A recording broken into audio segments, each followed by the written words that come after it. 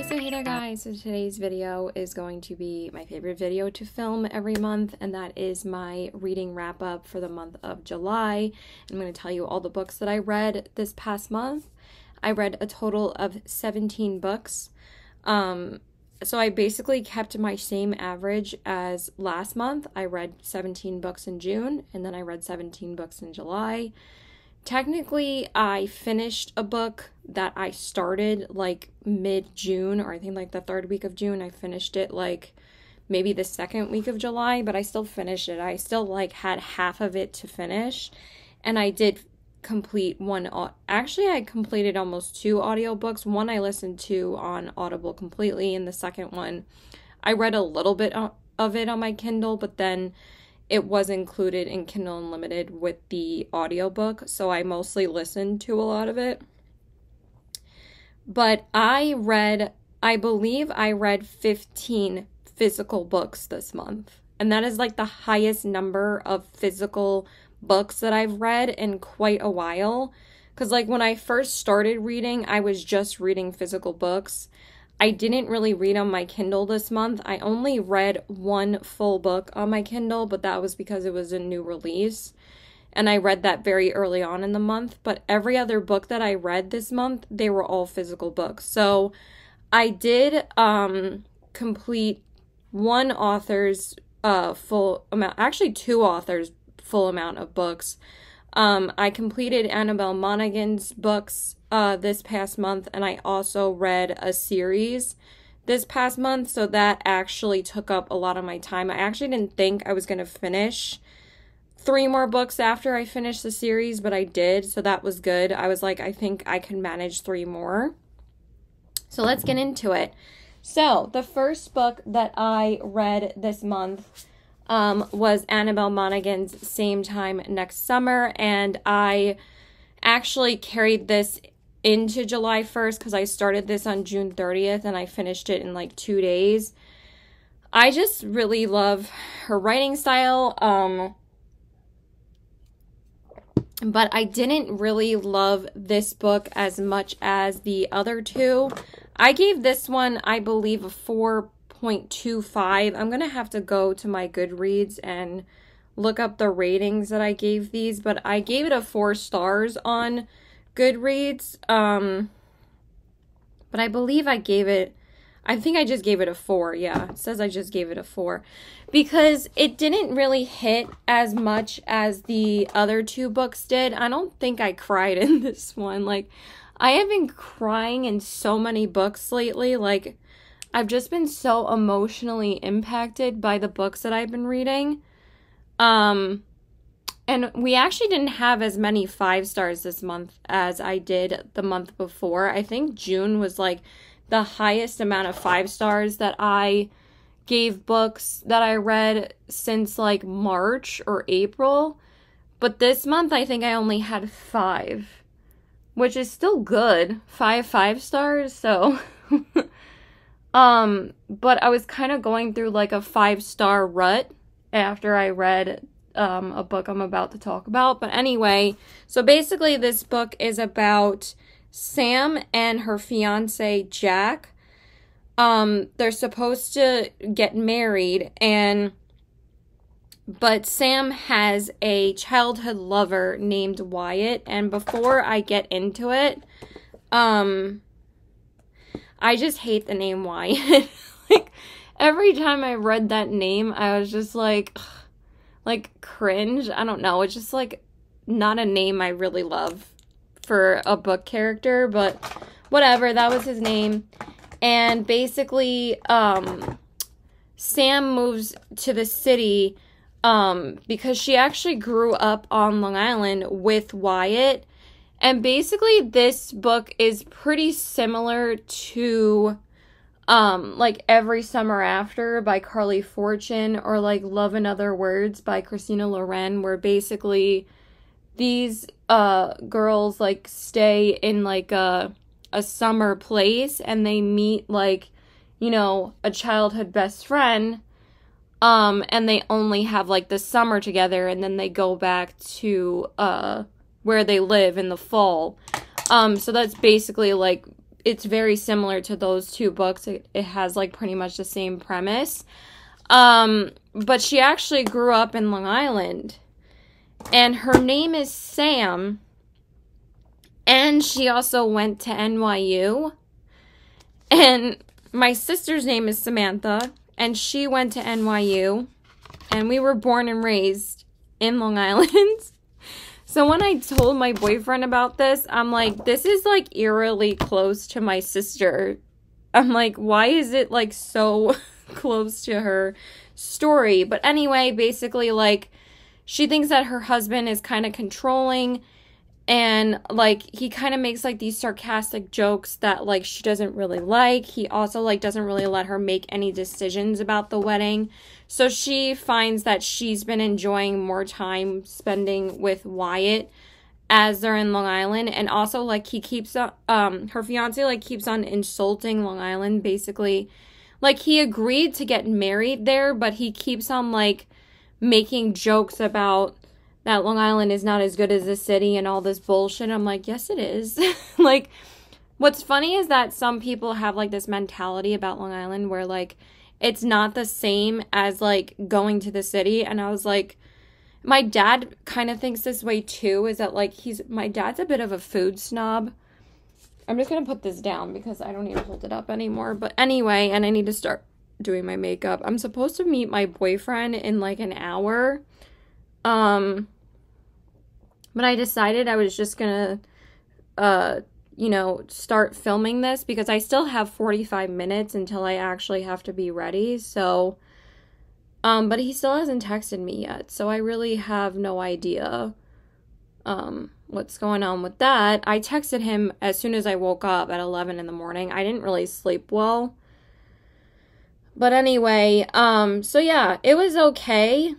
It didn't really hit as much as her other books did, but I still enjoyed it. And her books are just so easy and fast-paced that I got through it pretty quickly. Okay, and then the next book, but what I was saying about my dad is that, like, some people think that you can only get good food in the city and the island is not as good. We're still in New York, okay? Long Island has some fantastic restaurants. And a lot of city restaurants move to Long Island to open locations here. And then we get an opportunity to try the city restaurants out on the island so we don't have to travel to the city to try them. So I'm just saying, I love Long Island restaurants. Okay, then the next book I read was, of course, Reckless by Lauren Roberts. I read this on my Kindle. And like I said, I only read one book on my Kindle, and that was the only book that I read on my Kindle. And I had very mixed feelings about this book. But, it was one of my most anticipated reads of the year. And I think it was a lot of people's most anticipated reads of the year. But I enjoyed Powerful more than I enjoyed this whole book. And I said in my review, and I think a lot of people agreed with me because I got quite a few comments on my review. And I got 6 likes, but I still got some comments. I basically felt pretty bored in the middle of this book. Lauren did say that this book was going to be a lot slower paced than Powerless, but honestly, I didn't think that was going to be the entire book.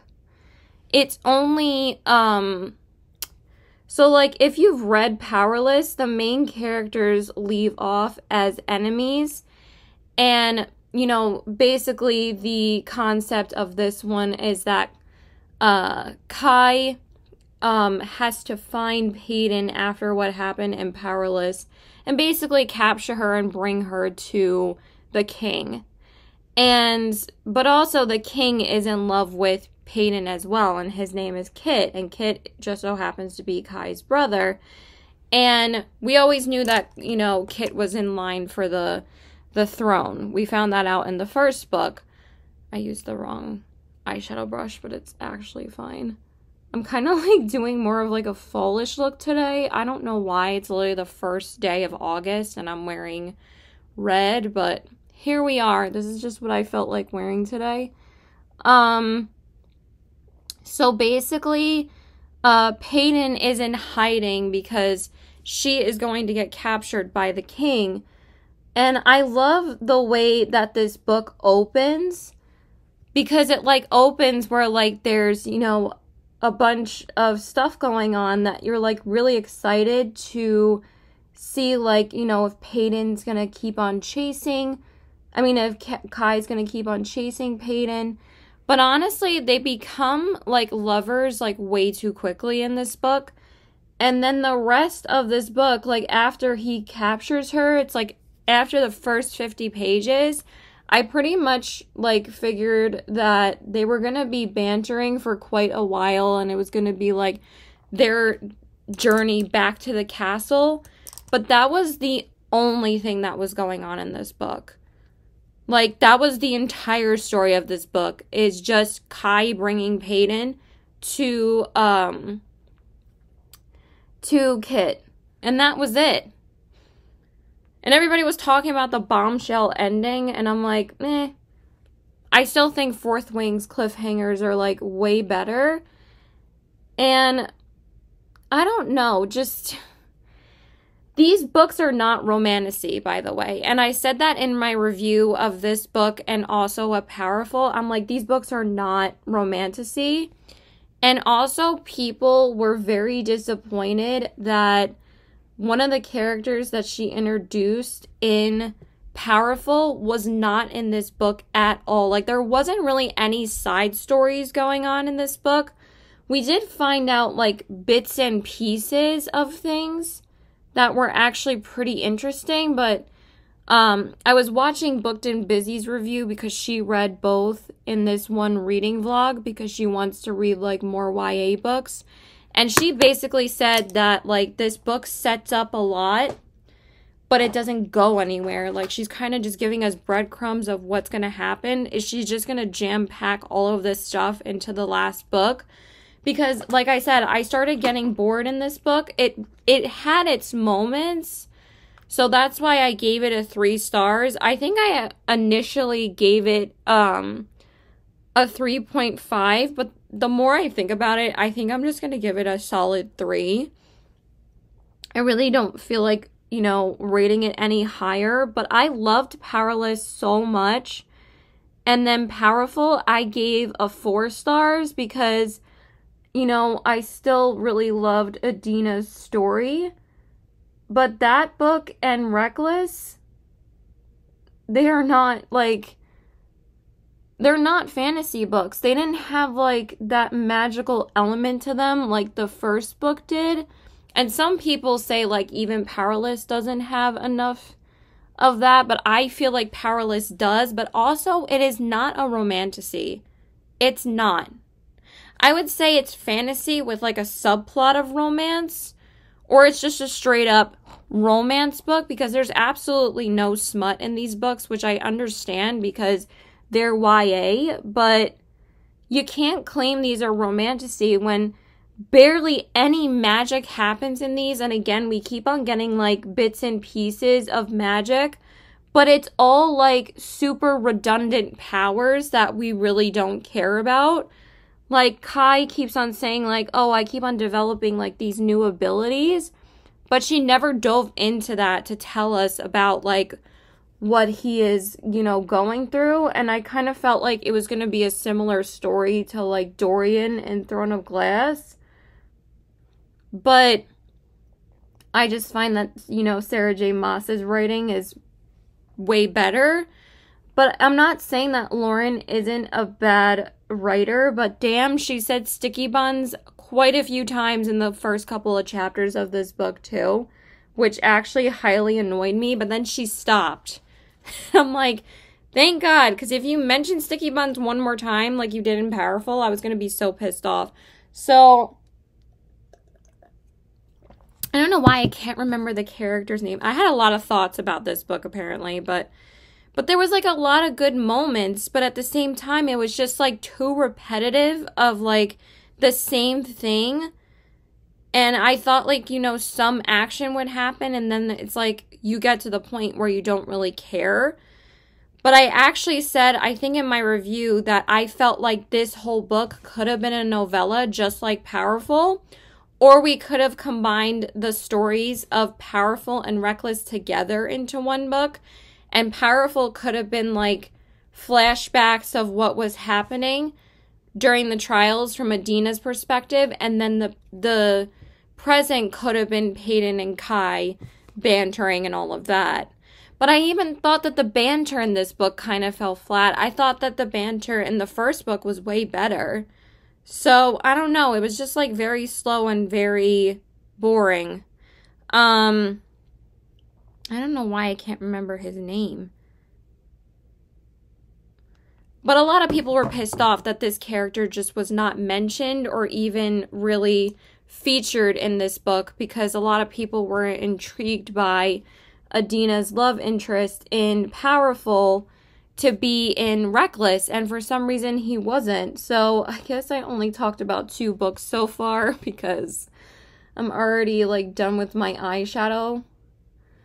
But I just want to clean up my under eyes and then we'll get into the third one. But yeah, this book was just highly disappointing. Like, the new releases were not hitting the past 2 months. Okay, so then the next book that I read was Annabelle Monaghan's Summer Romance, because like I said, I wanted to finish all of her books because I really fell in love with her writing after I read Nora Goes Off Script, and this is actually her latest release. I think this came out in June, so it was still a 2024 release, and I gave this one a 5 stars. Like I said, this was like my only book that I gave 5 stars for quite a while in the month of July, until we got like into the series that I read that I'll tell you guys about later. So basically this book is about Allie and it doesn't say Ethan.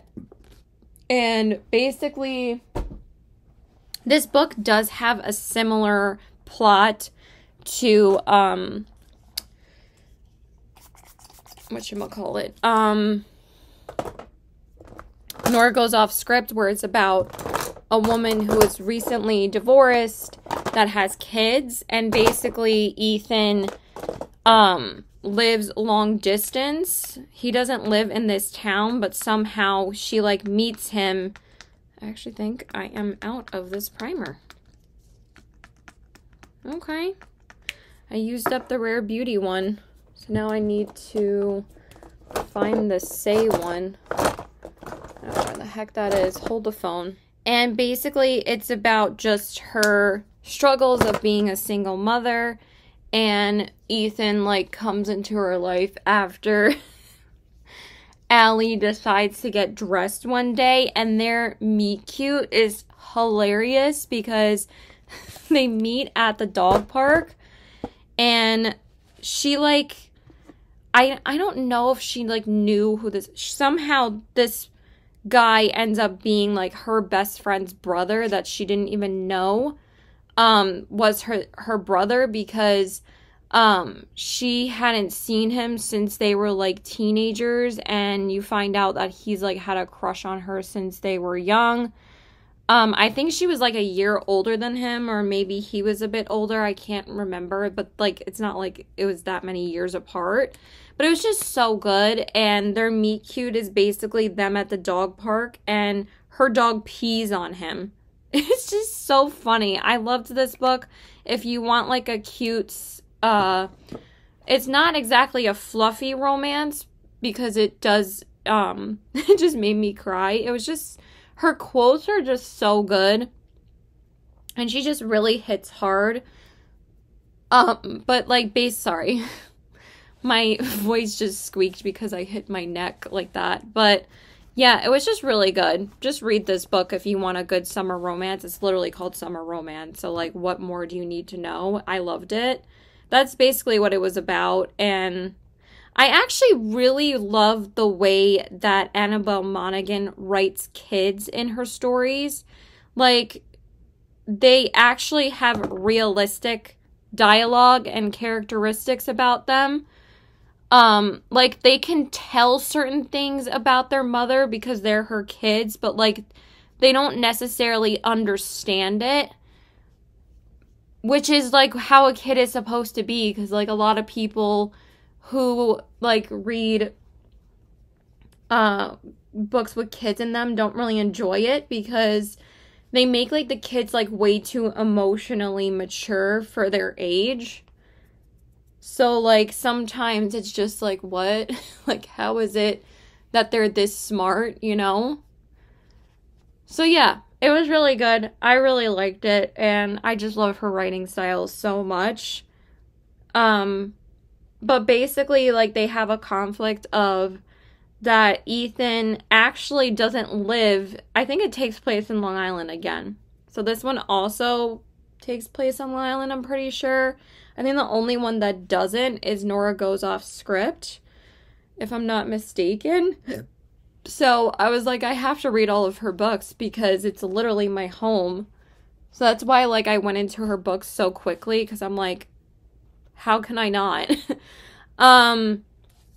Is that Ethan actually lives in Connecticut, and he's just like there helping out his parents who own a shed. Well, not a shed, an inn, a shed, right? They obviously run a shed. They run like this bed and breakfast. But basically, like, they're retiring and they're telling Ethan, you're going to have to move here and start running the inn. And he's like, no, I have a life in Connecticut. I can't just leave. And also, like, his parents would always make him feel bad for moving away. Like, you know, it's like that parental guilt of making a child feel guilty once they move away from him. My mom kind of does that to my sister sometimes. Like, I don't think she's ever gotten over my sister moving to California and not living in New York anymore. But it is what it is. She has her own life. But, like, some parents just, like, don't want to accept that. So they've always, like, made him feel bad about it. So, his conflict is whether or not he's actually going to stay in Long Island to be with her. But it was so cute. I really liked it. So then the next one that I read was Happily Never After by Lynn Painter. I really wanted to read one of her adult romances, and I've been wanting to read this for a while. This was also a 2024 release, so I read quite a few 2024 releases over the next couple of books that I'm going to tell you about. I actually picked this book up from the Strand, and if you guys don't know what that is, it's like one of the, like, they have quite a few locations in New York City, and they're like huge. They have huge used book sections. So I found this one there, and this one was $10, but I gave this a 3.75, but I rounded it up to a 4 on Goodreads because I still really, really enjoy her books. They're just so much fun. And honestly, Lynn Painter's like one of the only authors that I can read where I know I'm not going to be sad. Like, she's one of my comfort authors because I know I'm just going to have a good time reading her books. They're not like the most impactful books. I did not love this book as much as Betting on You. Betting on You is still my favorite book from her. Because, like, kind of some of the love language was a little bit cringe for me. But basically, it's about... What are the characters' names? Sophie and... What is the guy's name? Sophie and Max. And Max is a wedding objector, which basically means that he goes to weddings and he's the one that, like, gets up in the audience, or, like, in the congregation, audience. And basically, like, when the priest or the rabbi or whoever decides to... When they say, like, if anyone should think that these two should not be joined in holy matrimony, speak now and forever hold your peace. And he gets hired for, like, the wedding couple if, like, you know, there is a reason that they shouldn't be wed. So basically, he's the one that gets up and does that. And somehow Sophie befriends him. And she finds out, like, what he does for a living. And she decided that she wants to start doing that, too. And it was just so funny, and it was just such a fun time. It was such a short, easy read. I think it was only like 250 pages. So it was really short and fast. I think I finished it in like a day and a half. And I just really liked it. It was just really fun, and I needed something light and fluffy after I read Summer Romance, but Summer Romance didn't leave me as sad as I would when I'm reading like an Abby Jimenez book, because I just love Abby Jimenez so much.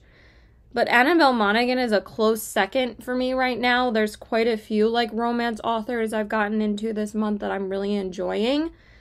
But this book was just a fun time. I really enjoyed it. It was really, really funny. And I think that's really it. That's basically what happens in the book. And basically Max and Sophie fall in love with each other, but they're trying to keep like their relationship more professional, and they're kind of like fake dating to like keep up appearances with like their parents, which is kind of similar to like Betting on You. But Max starts actually really, like, falling for her, and Sophie ends up falling for him. It was just really, really cute. Okay, so then next up, you're going to be proud of me, but I finally read one of my books of the month. So I decided to read The Lost Story by Meg Schaefer. This was actually a new release that was coming out, like, mid-July. So I wanted to read this before it came out, and I actually read this book in a day because I only had like a dentist appointment that day, and that's all I had to do. So I read this in a day, and I actually vlogged all of it. I gave it a 3.75. My plan was to read The Wishing Game before I read The Lost Story, but then I was like, I kind of want to read this book because it's coming out, you know, very soon, and I kind of wanted to give my thoughts and also read a book before it releases. And I have very mixed feelings about it. I gave it a 3.75, like basically, or maybe it was a 3.5. I think, or maybe I just gave it a solid 3. It might have just been a solid 3 because I didn't say 3.5 in my review. But I would give it like a 3.25, 3.5, like somewhere around there. Basically, it's about, let me just grab it again. I keep on forgetting to tell you guys the characters' names. Okay, he still hasn't texted me yet, so I really don't know what's going on. He might just text me and be like, I'm leaving. So I don't know.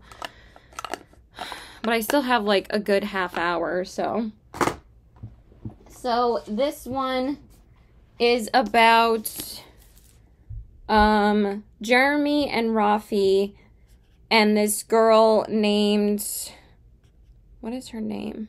Emily. And basically Jeremy and Rafi have been missing for like several years. I forget how many years. I think it's like 10 years or more. And they basically just reappear one day.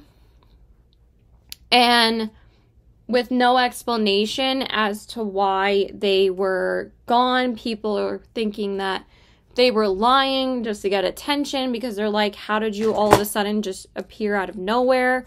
But it just so happens the reason why they hadn't appeared in a while is because they were lost in a magical world. And Jeremy is actually like, they have like still special like abilities when they come back to wow, I got powder all over my palettes. Just gonna wipe that off a little. They have like abilities still, like Jeremy can find people, and basically like he's kind of like a private investigator, but they also come back where they're like way older. But like and Rafi is actually like a incredible archer. Like he gets a bullseye every single time he shoots an arrow. And basically, Emily lost her sister when they were young. And she basically finds Jeremy to help her find her sister. And it turns out that her sister is also lost in the magical world. And they all end up going back to the world eventually. But I felt like it took like way too long in the book to get to the magic, because that whole plot that I just told you was almost the first 150 pages of the book. I mean, this book was only 300 pages, or like 315 or something like that, so it wasn't that long. But I just felt like it took quite a while, where I'm like, can we get to the magic, please? Because I was like really craving like a good like magical story then, and I just felt like this didn't hit. It did have magic in it, and it did have its moments. It actually covered a lot of mental health issues like depression, schizophrenia, even unaliving yourself. There was like quite a few deep subjects that it covered, but I just felt like it was kind of losing like what it was actually supposed to be about. Because honestly, like, I wasn't really sure like what this book was trying to get across. I was kind of bored in a couple parts, but it did start picking up in the last like 100 pages. And I did like it, but it was nothing that I was really going to remember or write home about. It didn't really like, but like, you know, there was some beautifully written dialogue, but at the same time, like, there was some really weird dialogue that I wasn't sure that even belonged in this like YA kind of story, because I'm pretty sure it's a YA story. And she keeps on making like comparisons to like C.S. Lewis in this book, but it doesn't really capture like the same magicalness as Chronicles of Narnia. And I've actually never read Chronicles of Narnia, but I feel like I'm gonna be talking about books for so long later, because I'm only on the 6th one, I think. But what was funny about this book was that the narrator kept on making like comments about like the characters in the story, and those were actually the parts that I enjoyed the most. I thought that was really funny. But yeah, besides that, I didn't think it was that great. But it wasn't a bad book. It's just something that I didn't really care about that much. So, but I am hoping to read The Wishing Game at some point, probably in September. I just have a full TBR this month too, but that was that. Okay, and then the next book that I ended up finishing this month, because this book. So I finally finished The Spanish Love Deception by Elena Armas. And if I didn't listen to the audiobook on Spotify, this book would have taken me a century to get through this. This book was just so long. It's a 437 page book. And even though Betting on You was around the same length, Betting on You was such an easy book to read, and I also did listen to some of that on Spotify as well.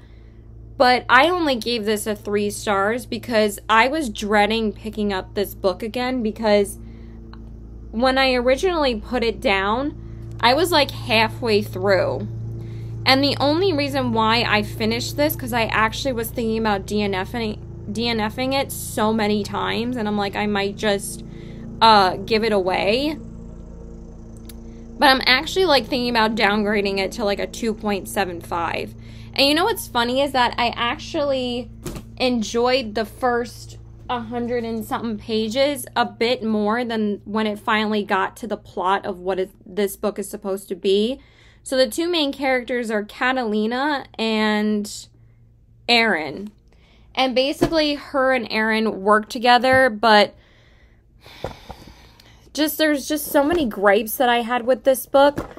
I mean, it did cover quite a bit of issues, like in the workplace, like men being, you know, sexist assholes towards women, which, like, let's get real, that still goes on today. So, like, that I thought was very relevant, and I actually enjoyed that part of the book. But, like, basically, you know, Catalina is single and she needs to get someone to go to her sister's wedding in Spain. And that's basically the whole plot of this book. But, like, it takes so long for the two main characters to kiss that they don't even kiss until page 300. And it's not until almost page 300, or maybe it's like 250, where they're finally in Spain. Like, it took this long for them just to get to Spain. And then, like, the last 150 or so pages is... Actually, they're only in Spain for, like, maybe 100 pages. And they have to, like, share a room and stuff. And they just, like, have a couple events with their family before, like, the wedding. And that's about it. And then they get home. And, you know, Ethan becomes... she already knows that Ethan is going to be becoming her boss. And that whole thing, I don't know, it just made me feel very cringe. And for some reason, all of a sudden, when Catalina and Aaron started doing it, Aaron got, like, extremely sexual, like, out of nowhere. And everybody's like, wow, that got, like, super smutty real quick. And it's just, like, when I was listening to it, like, the narrator's voice just annoyed me, but at the same time, like, I felt like, again, I was not going to get through this book unless I listened to a lot of it. And I think I ended up, like, just splitting it evenly in between reading it and listening to it. And I finished it in that one day. Because I'm like, I really don't want to be spending any more time on reading this book. I was like, I just want to get it done. But I didn't think it was that good. And I'm not sure if I'm going to read any more of her books after this, because this book just was so cringe. I really need to go to the bathroom really quick, so hold the phone.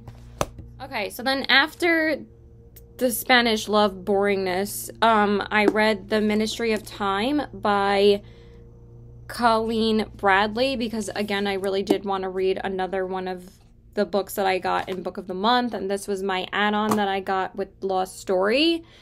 And I really enjoyed this book. Basically, it's about a woman named... Actually, you don't find out her name, which is actually very mysterious about her, because she actually works for the Ministry of Time, and she... Basically, the Ministry of Time, like, bring back people that have actually... or were supposed to die in the past, and they bring them to the Ministry of Time, and basically they just monitor them throughout, like, their them living in the future. Oh my god, what the hell are you doing, dummy? I'm just trying to grab my bronzer. And that's basically what this book is about, but it's very I thought it was supposed to be a sci-fi book, but it's kind of all over the place on what it's supposed to be. But the writing is just so beautifully written. But I also found myself kind of like getting a little bit confused when I was reading like the physical book. But I also listened to it quite a bit, and it was still really, really good. I think I gave it a 4. Because I was just expecting a little bit more, like, sci-fi elements. Like, it was supposed to be about them, like, traveling through time. But I just felt like there wasn't, like, enough time travel in it. But, you know, basically the main character, she ends up falling in love with Commander Gore. And, like, the opening of this book starts out with, like, her shooting somebody. Oh my god. How did I do that? Damn it. And basically, it just, you know, it opens like that, and then you're supposed to, like, find out as to why she shot somebody. And it was very, very well done. I really don't want to give too much away, though, because that's basically the plot. But basically, like, she has to do, like, a bunch of things for the Ministry of Time, with Commander Gore, and Commander Gore is actually a real person, but she's supposed to like help him adapt to the future, and she's basically like his living companion, so they basically just live together. But there's so many other things that happen, but I don't want to give it away because it's a very enjoyable book. I thought it was really good. So after I finished that, I went into my first Carly Fortune book finally, and that is Every Summer After. I gave this book a 4.25. I actually really do enjoy her writing. And the main character's name is Persephone, which I really love. And she falls in love with her childhood best friend named Sam. Just like Same Time Next Summer. They're both named Sam. I'm not making this up.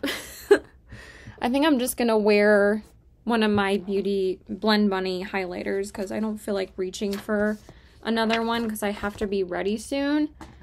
But basically they, you know, fall in love as kids, but like they're never really together until like a few summers later.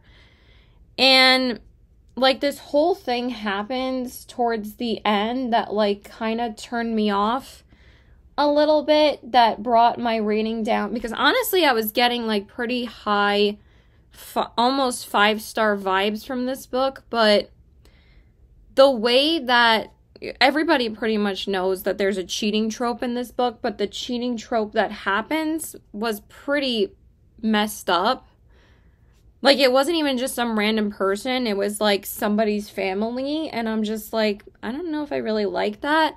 But I still really enjoy her writing. So I do really want to read Meet Me at the Lake, and This Summer Will Be Different.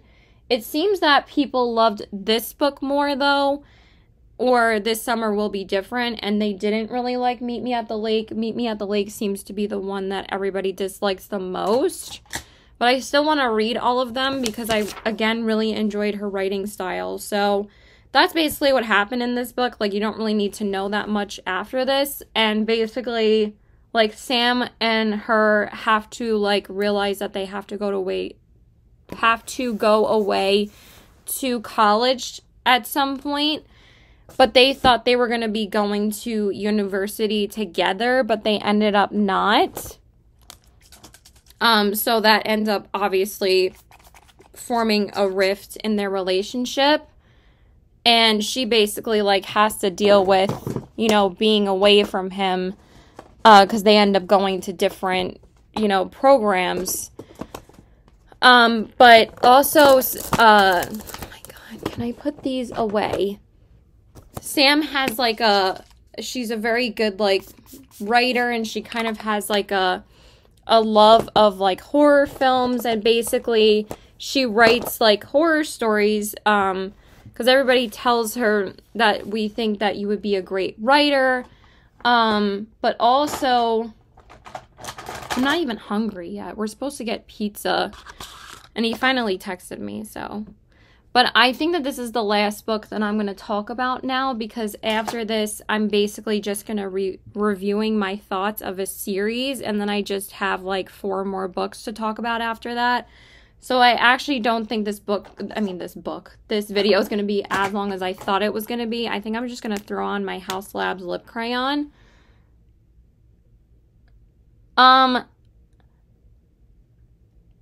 And basically, like, her and Sam, like, watch these movies together when they're growing up. And that, like, has always been their thing. But I really did enjoy it up until, like, basically the last, like, 50 or so pages. That's when it kind of went downhill for me. And yeah, I still really enjoyed it, but I'm going to go because I need to go meet him. So we'll talk about the rest later. Okay, so I'm back from hanging out with my boyfriend. It is a hot day today. Oh my God. You can get like so dehydrated so fast. I'm just like chugging water right now. But we like walked around my town, and it was a hot day. So the next books that I read were actually a series, because I posted a Goodreads poll on Goodreads to ask everyone what my next read should be. And I posted these: Meet Me at the Lake by Carly Fortune, A Fate Inked in Blood by Danielle L. Jensen, and Songs of Ember, Flames Like Night. And literally I got 20 votes for the Magnolia Park series. So I read all of them. I finally read Magnolia Parks. I can't believe I read all of them. I think it only took me like not even 2 weeks. I think it took me like a week and a half. Maybe 2 weeks tops. So I think I started these like maybe like the 13th or 14th of July. Let's see.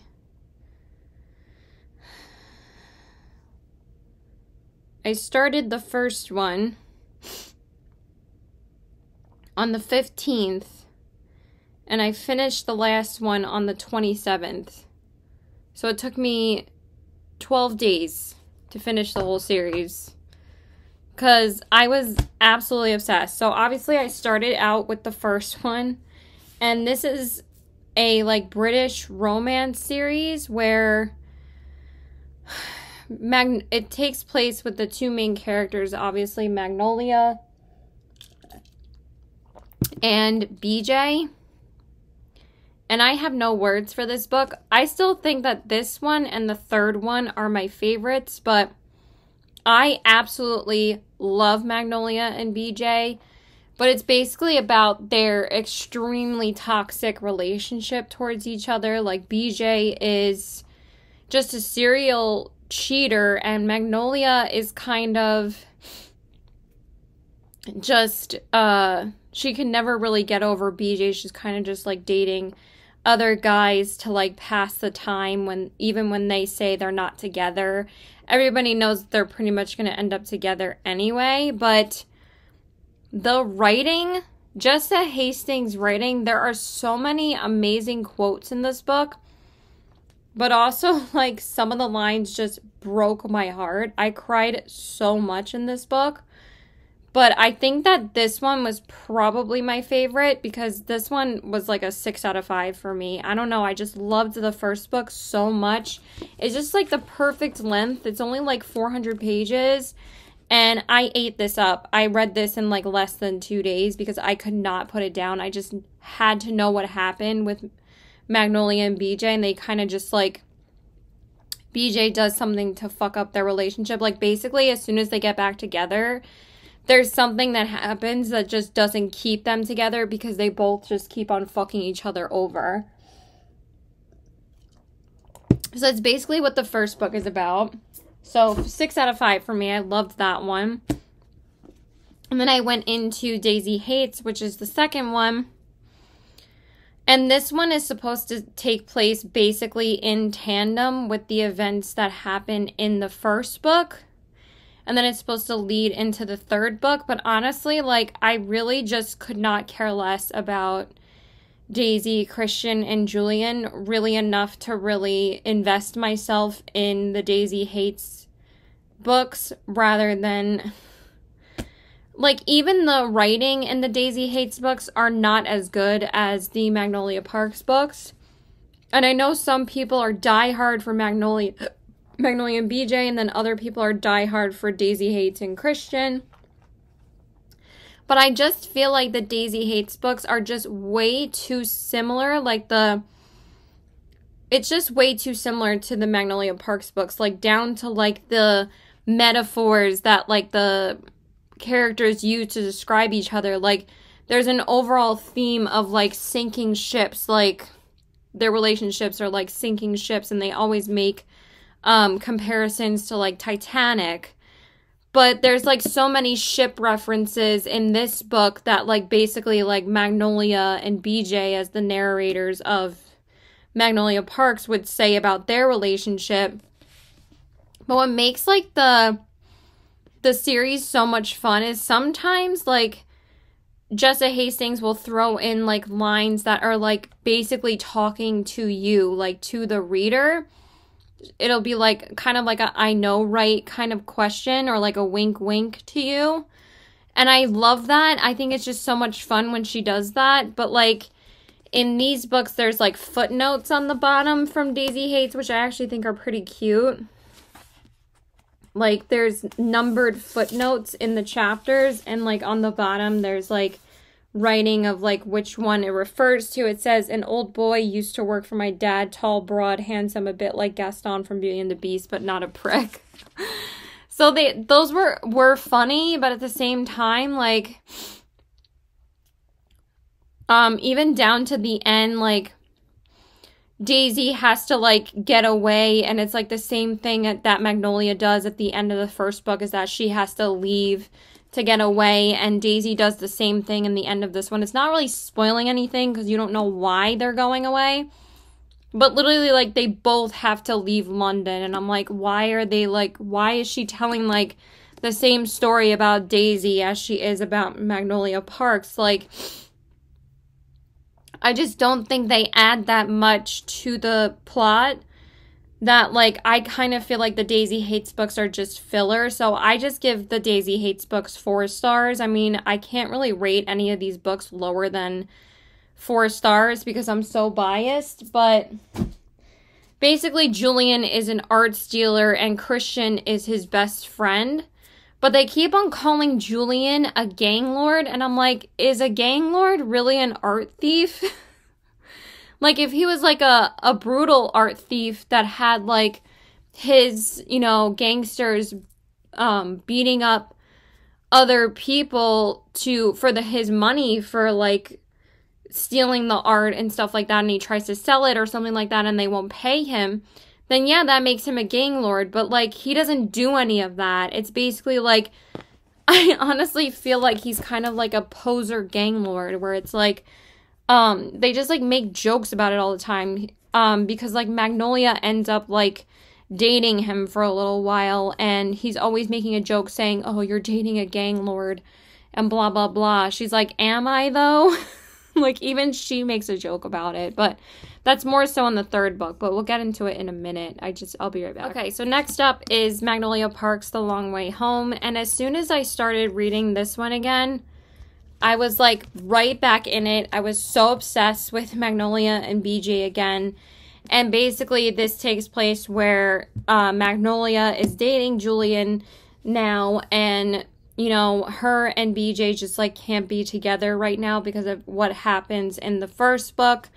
And basically it's the long way home back to BJ, or back to Magnolia and BJ being together. That's basically what it means. But like the way that she says it is just so beautiful. It like breaks your heart. I was like crying my eyes out when I read about it.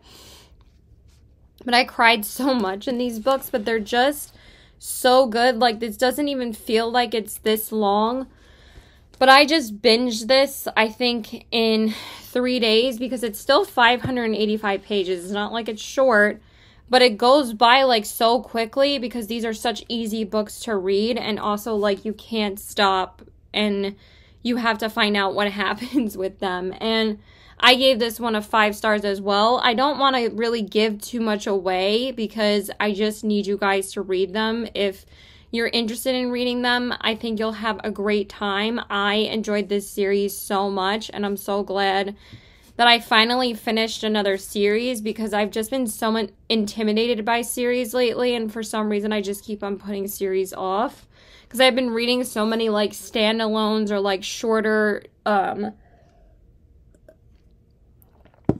like series, like trilogies, but I haven't even been reading that much trilogies or even duologies. But like with these, they're just so addicting. So it's been like a year later, and Magnolia has come back from being away, and of course like she can't avoid, you know, seeing BJ again. And then they end up just getting pushed back together, and they try to be like friends, but they both realize that they're kind of just like delaying the inevitable, that they know that they're gonna be together again at some point. So that's basically what this story is about. And again, she's dating Julian, and Julian is Daisy's brother, and stuff happens with them in this book.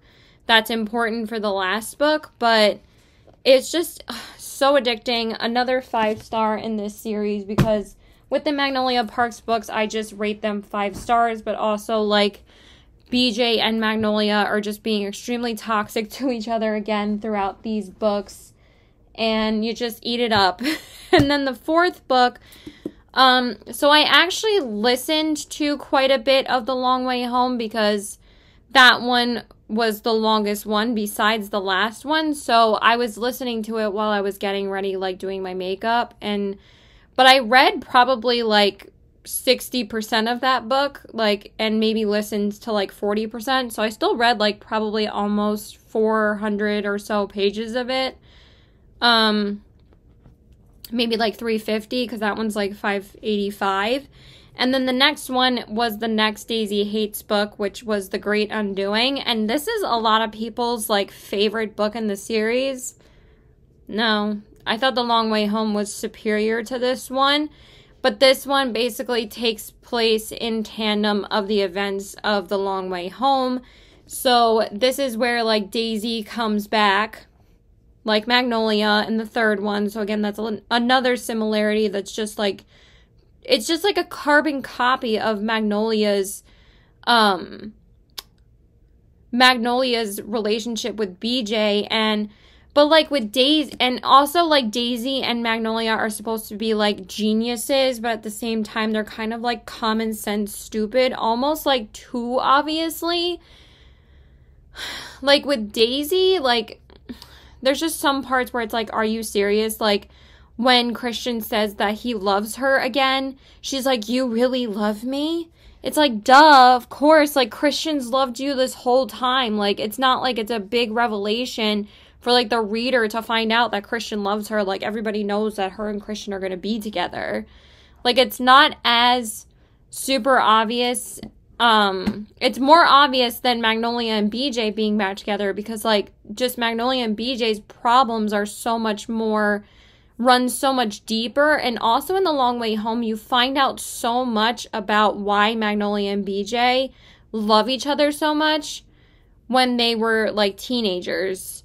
And you find out so much in that book. So I just loved it. But this one, like, again, Magnolia is dating Julian in this book. I know I said that like 3 times, but she really is dating him in this book, because it takes place in tandem of the 3rd book. But even hearing stuff, the only interesting parts was hearing stuff from Julian's perspective when he was dating Magnolia. But besides that, did not really care about Daisy and Christian's relationship again. But this was actually one of the only one that I read completely physically, because the 1st and 2nd book I was able to listen to some chapters on Spotify Premium. But literally I ran out of listening hours like halfway into Daisy Hates. So then I just had to read the rest of it physically. But then with The Long Way Home and the last book, I used my Audible credits on them, so I was able to listen to them on Audible. But this one I read completely physically, and honestly, I was pretty bored, so I just gave this a 4 stars as well. Basically, it's just about Daisy and Christian getting back together, and Magnolia just delaying time dating Julian, but that's really it. Nothing really happens in this book that's really that crazy. Basically, like, there's a hit out on Magnolia and Daisy because Julian is a gang lord, but, like, meanwhile, you still haven't found out who has actually put the hits out on them yet. We don't know that yet, so we'll probably find that out in the next 2 books.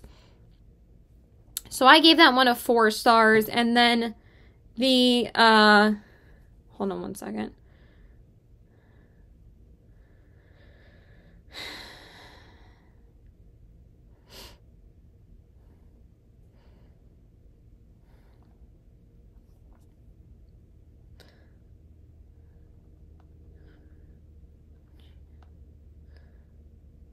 And then the last book, oh my god.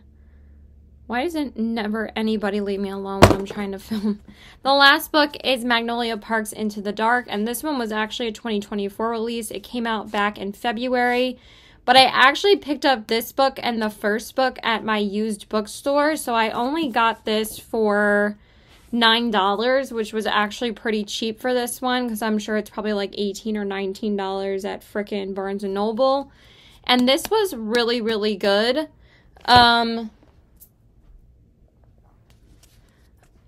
This was like 700 pages, and I was so intimidated by the length, but honestly, like, all I wanted to do was find out what happened with Magnolia and BJ, whether or not they were going to stay together. Basically, they're engaged in this book, and like all the events that lead up to their wedding, and whether or not they're going to stay together long enough for them to get married. That's all I'm going to tell you guys, because this book, again, and also she has to deal with a like main character's death in this book, and they actually she talks about death quite a bit in this book, and it's a little bit depressing to read about. But when you see like at the end what she decides to do in order to remember this character, it's just so sad, and it reminded me a lot of me and my best friend, because if you guys don't know, my best friend passed away 3 years ago.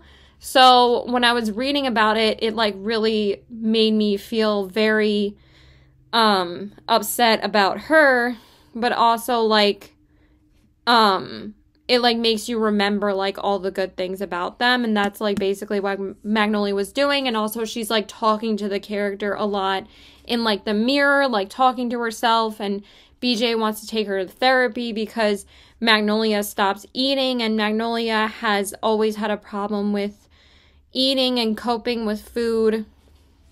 Well, she doesn't cope with food. She just doesn't eat at all. She like barely even drinks water if like she's going through something traumatizing, and she's always had that problem, and BJ just turns to drugs. So they still both have like very deep struggles that you just attach so much with. So 5 stars for sure. I gave this one a 4.75, but at the same time, I'm just going to round it up to a 5 stars. I still gave it a 5 star on Goodreads. But this one I didn't love as much as the first and the third, but I still loved it. It was still so good. But I'm so sad that now that this is the end of Magnolia and BJ's relationship in the Magnolia Parks universe, and I think there's supposed to be 2 more Daisy Hates books. So now I'm like, oh great, Snoozeville. I thought that the last book was going to be a Magnolia Parks book, and the next book is going to be Daisy Hates, but I think there's supposed to be 2 more Daisy Hates books, and I'm like, but I'm still going to read them, obviously. But I just love it. I'm so glad that I finished that series. I also ended up finishing the audiobook I was listening to at this same time that I was, after I finished The Long Way Home, then I finished the audiobook I was listening to, was the 3rd book in the Boys of Tommen series, which is Saving Six by Chloe Walsh. And oh my god, this series, I think I like this series more as a whole compared to the Magnolia Park series. I just love Magnolia and BJ so much. I don't really love the other characters as much as I love them. But in the Boys of Tommen series, I love all the characters. And this one centers around Joey and Aoife. And Joey is Shannon's sister, and Aoife is the girl that Joey ends up dating. She's also like a student at Tommen with Johnny and Shannon, and basically it's like similar to like Daisy Hates in the Magnolia Park series, but these are all like the events that happen in Shannon and Johnny's books, but from Joey and Aoife's perspective, especially from Joey's perspective. Because Joey, you know, goes through the same things that Shannon does with their abusive father in the first 2 books. And I just loved it. But Joey, like, has a constant struggle with drug abuse. And Aoife is basically, like, the one that's trying to help him get sober. And it is just absolutely heartbreaking hearing from Joey's perspective. This was actually the first time that I cried in the Boys of Tommen series, because there's like this one chapter of like a montage of Joey's perspective, and I just started sobbing. It was just so sad. But also the reason why that I find these more interesting while they are going on during this is Saving Six. I gave it a 5 stars, of course. I freaking love this series. I've given every book 5 stars because I think they're all amazing. And they really do deserve its popularity because I just love them. They're just like high school struggles that like everybody goes through. Like periods and pregnancy and drug abuse and, you know, physical abuse, all of that. Like, but also it's like, you know, whether or not they're prepared to have sex and all of that. And it's just like such good situations that like they feel so real. And the reason why that Joey and Aoife's story is just as interesting as Shannon and Johnny's is because there's still like new situations going on with Joey and Aoife that you're interested in reading. It's not just like a carbon copy of the dialogue that is happening. It's new dialogue, but it's just from Joey and Aoife's perspective and their situations and their relationship and what they go through, rather than just reading from Julian's perspective the same dialogue that we just read in Magnolia Parks, but we're reading it from Julian's perspective in Daisy Hates. So that's why I didn't really enjoy those as much, because it's like I don't need to read the same dialogue again. So I loved it. 5 stars. I'm not going to say anything else because I don't want to give anything else away. And then we just have 3 more books. So after that, like I wanted to read a romantasy, but I really just wanted to read a light, fluffy, fun time, because since I had just finished the Magnolia Park series, I'm like, I just need something lighter and fun and funny. So this is actually I didn't say that this was the first month that I stuck to my TBR fully. And the only books I didn't read were just books that I didn't have the time to get to, and this book, because this was a new release. This one just came out in July, and I picked it up, like, not even 2 weeks ago. But I wanted to read this so badly. I just, like, said to myself last week, I'm like, I just think it would just be such a good time. So I decided to read The Love of My Afterlife by Kirsty Greenwood. Oh my god, this book was so much fun.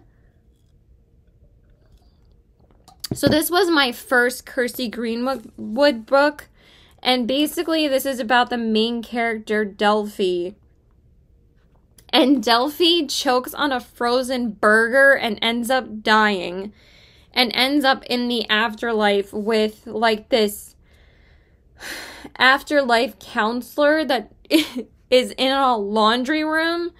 And the counselor basically says, I was trying to make like a pleasant environment for people when I welcome them to the afterlife. So what's less scary and less haunting than a laundromat? And it's just so funny. But she ends up meeting like her soulmate in the afterlife, but he's there mistakenly and he's not actually dead. He was just unconscious.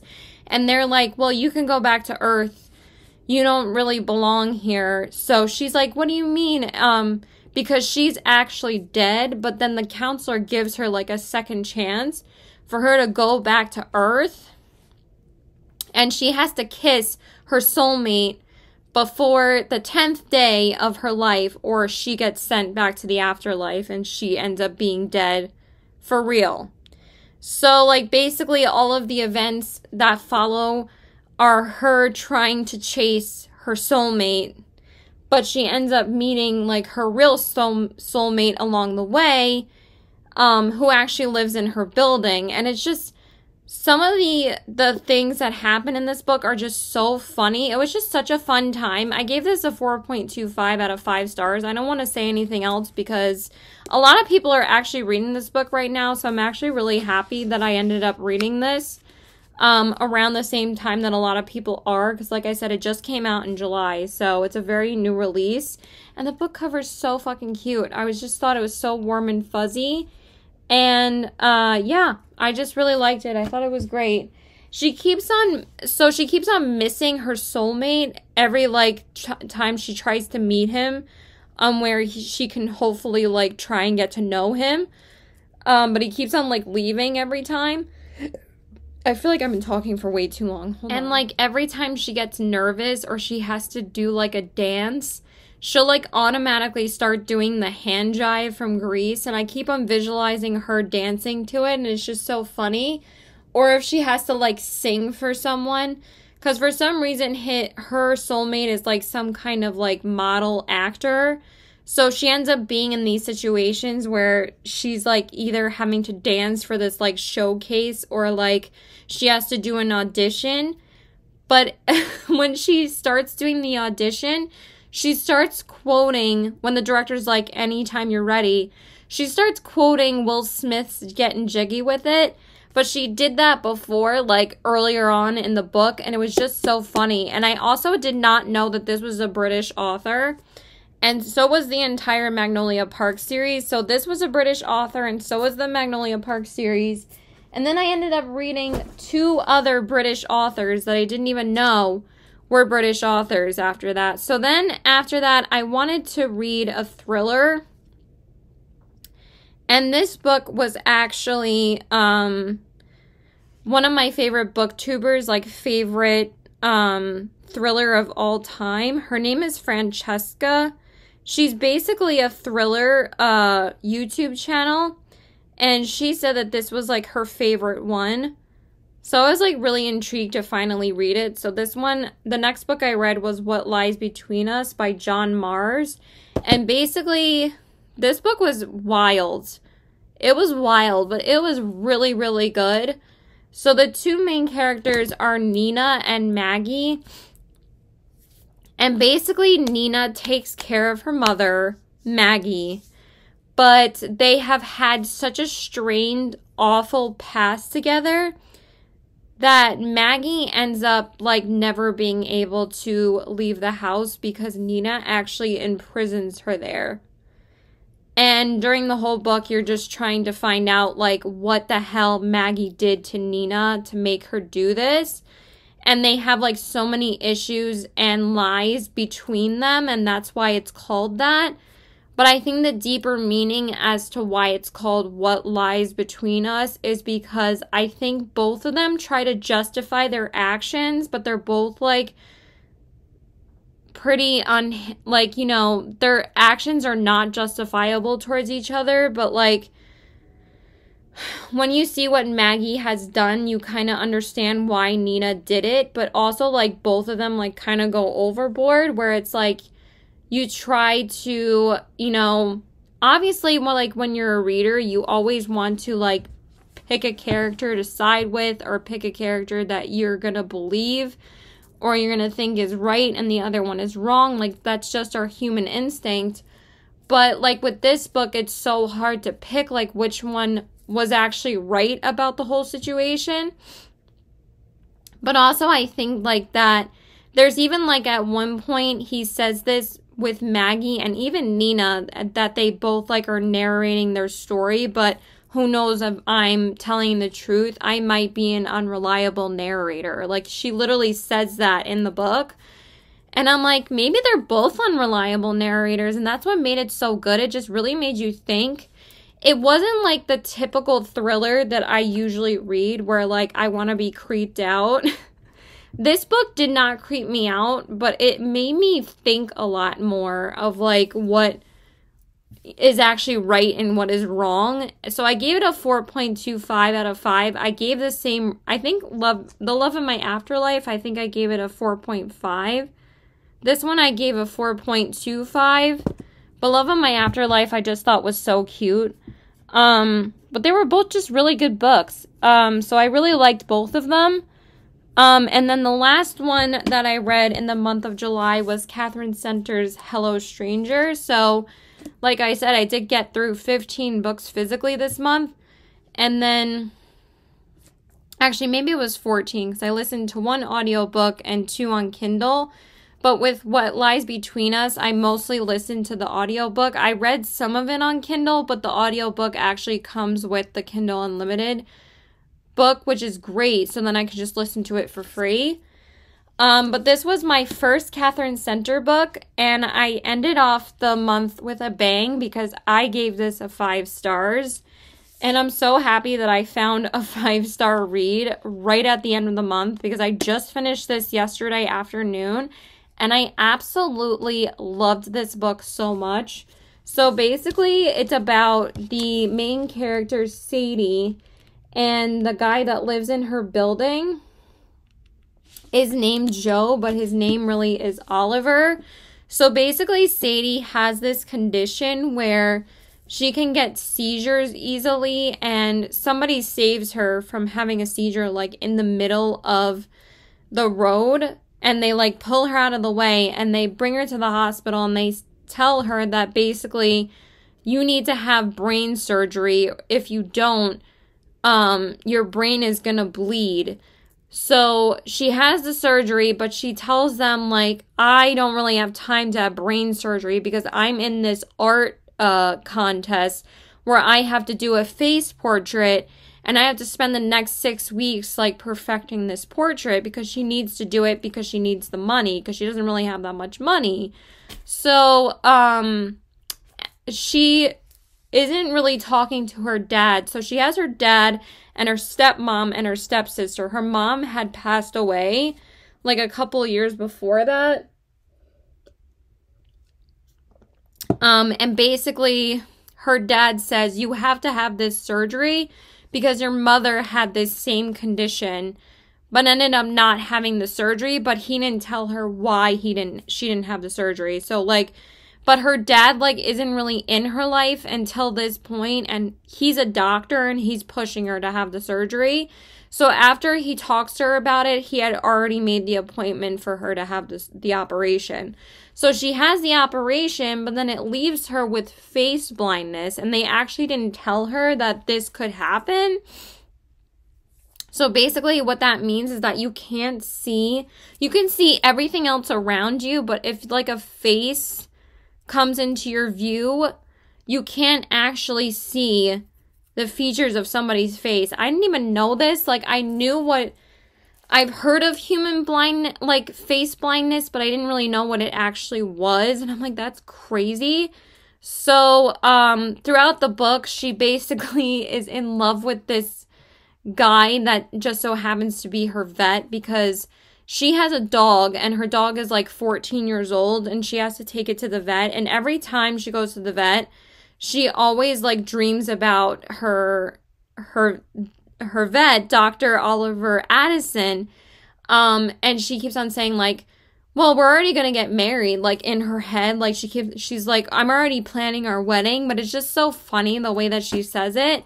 And then throughout the events of the book, it's just her struggle of dealing with her face blindness while she's trying to paint this portrait for the art show. And it was just so good. I loved it so much. But also, like, throughout the book, there's a lot of, like, stranger encounters that she has. Because, you know, basically as humans, the only people that aren't strangers to us before we actually, you know, become friends with somebody, or if we start being in a relationship, they all start out as strangers before we actually get to know them. But like, that's like the whole beauty of being a person and having conversation. You get to know someone. But like the way that she would refer to strangers in this book was just so beautifully done. And then when you actually find out what hello stranger means, I was sobbing, but in like such a good way because you're like so happy for the character. So I highly suggest reading this book, and now I want to read all of her books. I can't believe it took me this long to read this, but now I'm absolutely obsessed with her writing, and this was just like the perfect length for me to end the month with because it was only like 313 pages. I wanted to read a romantasy, but I ended up not getting to it because I was like, I knew I would finish this before